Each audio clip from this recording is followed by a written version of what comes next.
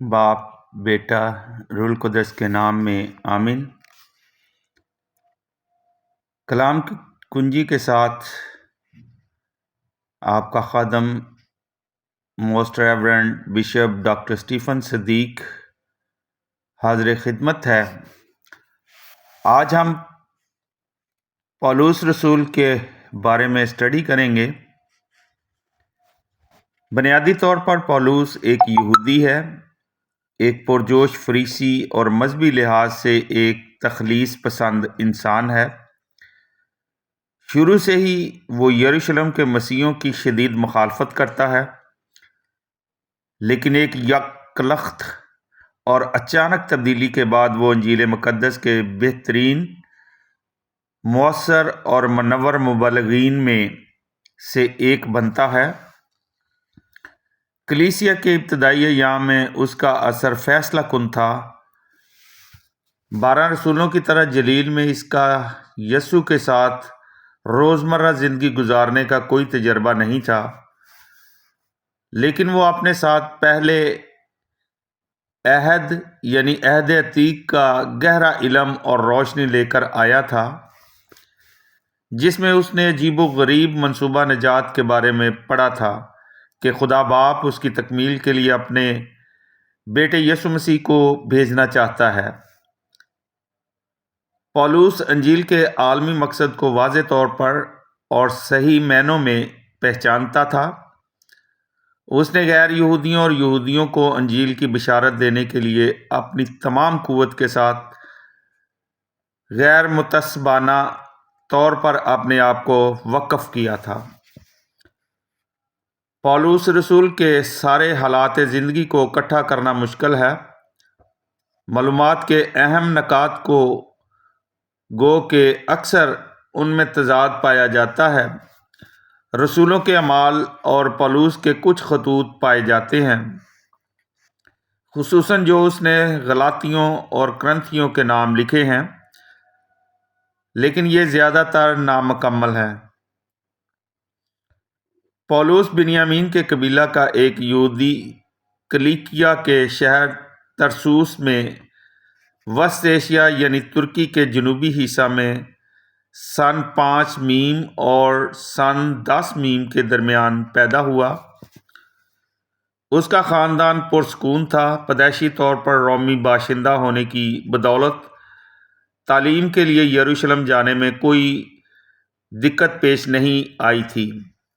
وہ یہودیوں میں شاؤل کی حیثیت سے جانا جاتا تھا اور رومی اور یونانی اسے پولس کے نام سے جانتے تھے۔ اس نے سن 20 میم سے سن 25 میم تک یروشلم میں جملییل کے قدموں میں آبائی شریعت کی خاص پابندی میں تعلیم و تربیت پائی۔ یوں ایک عالم شرع بنا اور اس قابل ہوا کہ کلام خدا اور روایات کی فریسیانہ نقطہ نظر سے تشریح کرے اور ان پر اظہار خیال کر کے اپنی رائے دے سکے۔ سن 30 میم اور سن 36 میم کے درمیان یروشلم واپسی پر وہ مسیحی انجیل سنتا ہے۔ وہ فوراً جان جاتا ہے کہ یہ ایک ایسی تعلیم ہے جو یہودی مذہب کے ڈھانچہ کو مکمل طور پر تہس نہس کرے گی، لہذا اس کو بہت دھچکا لگا اور غصہ آیا۔ استفنس کی وفات کے بعد راہ دمشق پہ وہ زندہ یسوع کی ملاقات سے اچانک روشنی پاتا ہے۔ پولس یسوع کے نام میں بپتسمہ پاتا ہے اور اس کی آنکھوں سے جھلی سی گر پڑتی ہے اور وہ بینائی پاتا ہے۔ اب سے لے کر وہ یسوع کی انجیل سنانے کا ایک چنا ہوا وسیلہ ہوگا۔ حوالہ جات آپ اسٹڈی کر سکتے ہیں۔ اعمال 9 باب پہلی آیت سے 31 آیت، 22 باب اس کی پہلی آیت سے 30 آیت، 26 باب پہلی آیت سے 32 آیت، غلاطیوں پہلا باب 13 سے 23 آیت۔ اس کی تبدیلی کے بعد یہ جاننا مشکل ہے کہ کیا واقعہ ہوا۔ پہلے پہل اسے تحفظات کے تحت قبول کیا گیا، لیکن برناباس اس کی طہارت دے گا اور اسے انطاکیہ کی کلیسیا میں پیش کرے گا۔ وہاں سے اسے وسط ایشیا مائنر میں بطور مشنری انجیل سنانے کے لیے بھیجا جائے گا۔ آپ اسٹڈی کر سکتے ہیں اعمال 13 باب پہلی آیت سے 14 باب کی 28 آیت۔ غیر یہودیوں کو انجیل کی بشارت دینا اور انہیں مسیح کلیسیوں میں شامل کرنا بہت زیادہ اور بڑے مسائل کا سبب بنا۔ کیا ختنہ اور شریعت کی دیگر پابندیاں ان پر لاگو ہونی چاہیے؟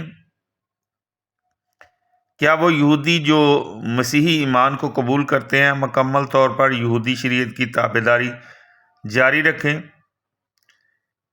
اس مسئلہ کے حل اور ایک رائے عامہ اختیار کرنے کے لیے بڑے رہنماؤں کی سن 48 میم سے سن 49 میم میں یروشلم میں مجلس منعقد ہوئی۔ برناباس کی ہمراہی میں پولس نے اس میں شرکت کی۔ آپ حوالہ اسٹڈی کر سکتے ہیں اعمال 10 باب اس کی پہلی آیت سے 41 آیت۔ سن 49 میم سے سن 52 میم تک پولس دوبارہ وسط ایشیا میں انجیل سنانے کے لیے روانہ ہوتا ہے۔ اس دفعہ اس نے یونان میں بہت سارے شہروں کا دورہ کیا، جیسا کہ فلپی، تسالونیکیا، ایتھنز اور کرنتھس۔ وہ کرنتھس میں تقریباً 2 سال تک رہا۔ آپ حوالہ اسٹڈی کر سکتے ہیں اعمال 16 باب اس کی 3 آیت سے 18 باب کی 23 آیت۔ اپنے تیسرے مشنری دور کے دوران وہ 2 سال کے لیے افسوس میں قیام کرے گا۔ آپ حوالہ بھی اسٹڈی کر سکتے ہیں اعمال 19 باب اس کی پہلی آیت سے 20 باب کی 38 آیت۔ سن 58 میم میں پولس یروشلم کو جاتا ہے، جہاں اسے ایک باغی اور احتجاجی کی حیثیت سے گرفتار کر لیا گیا اور کیسریا میری ٹائم میں 2 سال تک قید خانہ میں رکھا۔ وہاں سے اسے روم بھیجا گیا تھا۔ آپ حوالہ اسٹڈی کر سکتے ہیں اعمال 27 باب پہلی آیت سے 28 باب کی 31 آیت تک۔ سن 64 میم یا 67 میم میں پولس اپنی شہادت کے ذریعے انجیل کی روم میں عظیم ترین گواہی دیتا ہے۔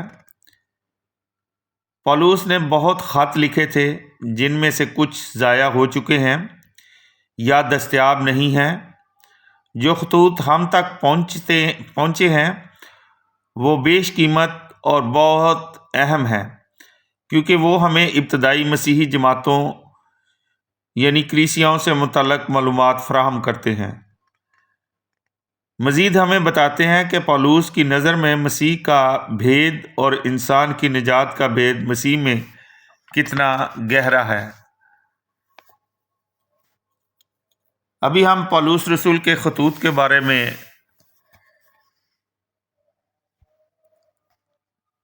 مختصر سا تعارف دیکھتے ہیں۔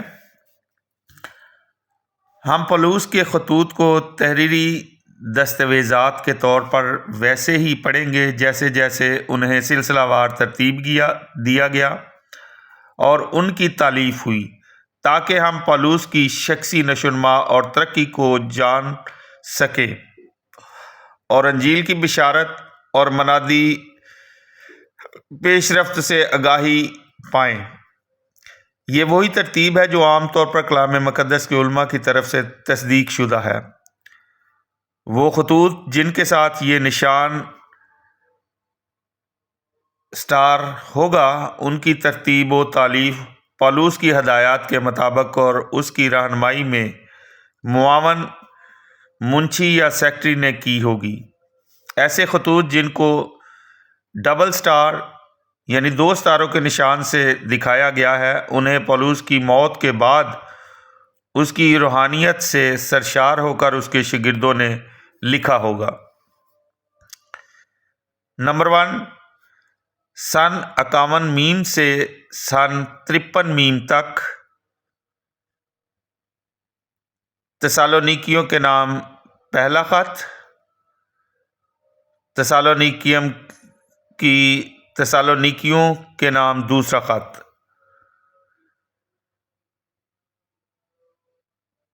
پولوس یسوع کی آمد ثانی اور مردوں کی قیامت کے بارے اپنے خیالات کا اظہار کرتا ہے۔ نمبر 2، سن 54 سے سن 58 تک کرنتھیوں کے نام پولوس رسول کا پہلا خط، کرنتھیوں کے نام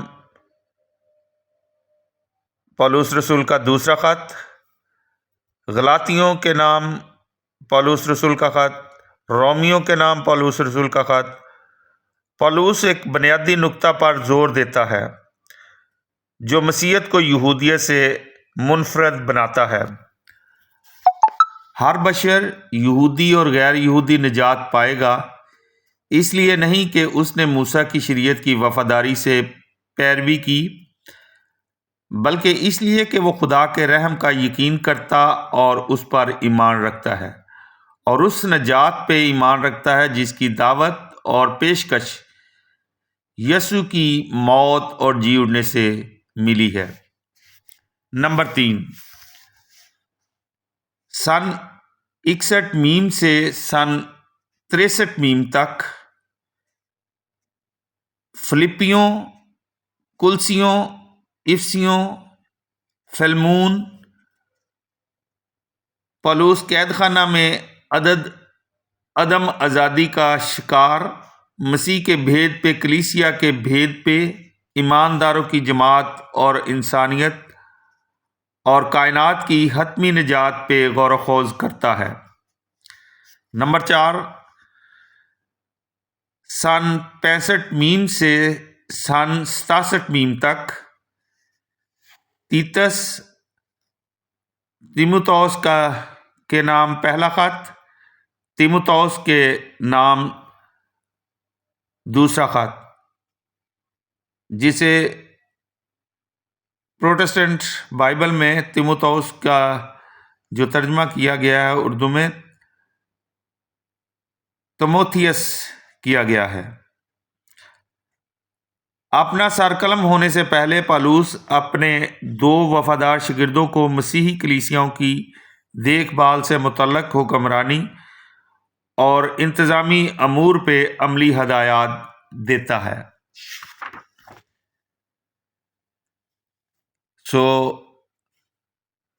آج ہم نے پولوس رسول کے بارے میں اور اس کے خطوط کے بارے میں مختصراً اسٹڈی کی ہے۔ نیکسٹ بائبل اسٹڈی میں ہم رومیوں کے نام خط کی اسٹڈی کریں گے۔ تب تک کے لیے اپنے خادم most reverend bishop doctor Stephen Siddique کو اجازت دیں۔ نیکسٹ بائبل اسٹڈی سیشن کے ساتھ آپ کی خدمت میں دوبارہ حاضر ہوں گا، مسیح ہمارے خداوند کے وسیلے سے۔ مسیح خداوند یسوع مسیح ہمیں اپنا کلام پڑھنے، سننے اور اس پر عمل کرنے کے لیے پاک روح القدس کا مسا دے، جس طرح اس نے شاگردوں کے دیا اور انہوں نے بڑی دلیری کے ساتھ خدا کے کلام کو لوگوں تک پہنچایا۔ اسی طرح ہم سب کو بھی جب ہم دعا میں ٹھہرتے ہیں یا ٹھہریں گے تو خدا ہم سب کو اپنے پاک روح القدس کا مسا عطا کرے، تاکہ ہم خدا کے نام کے تبلیغ کے لیے کمال دلیری کے ساتھ مقدس پطرس رسول کی طرح اور پولس رسول کی طرح اور دوسرے شاگردوں کی طرح دلیری کے ساتھ خدا کے کلام کی منادی کریں اور خدا کی بادشاہی کو جو آسمان پر ہے اور زمین پر اسے قائم کرنے کے لیے خدا کے پاکستان میں مل جل کر کام کریں۔ خدا ہم سب کو برکت دے، آمین۔ خدا باپ، بیٹے، روح القدس کے نام میں آمین۔